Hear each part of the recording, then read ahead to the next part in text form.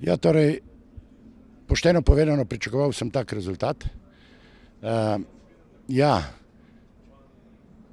Bojan Prašnikar je le ime, je le nogometna legenda, da tako rečem, ampak tudi Bojana Prašnikarja bomo uporabili pri razvijanju svojih programov. Občutki so dobri, zavedajoč se, da bom pač moral delati, veliko breme je na meni, ampak jaz se tega ne bojim.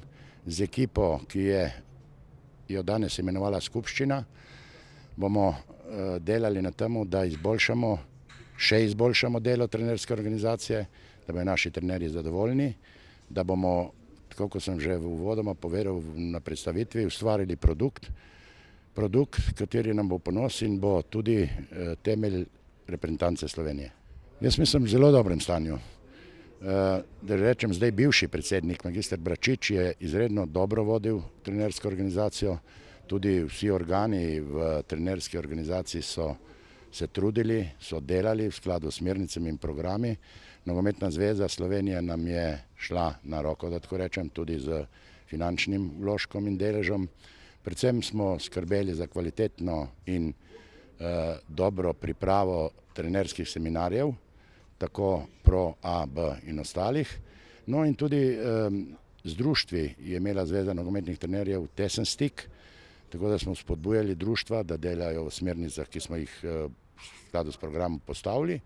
Mislim in upam, da bomo to nadaljevali in, kot sem že povedal, še izboljšali in dvignili na višji nivo delo trenerske organizacije in nenazadnje tudi si prizadevali za ugled trenerjev v Sloveniji. Torej ja, čeprav je zdaj čas korone, se že zdaj pripravljamo na seminarje, tako UEFA Pro, Pro A.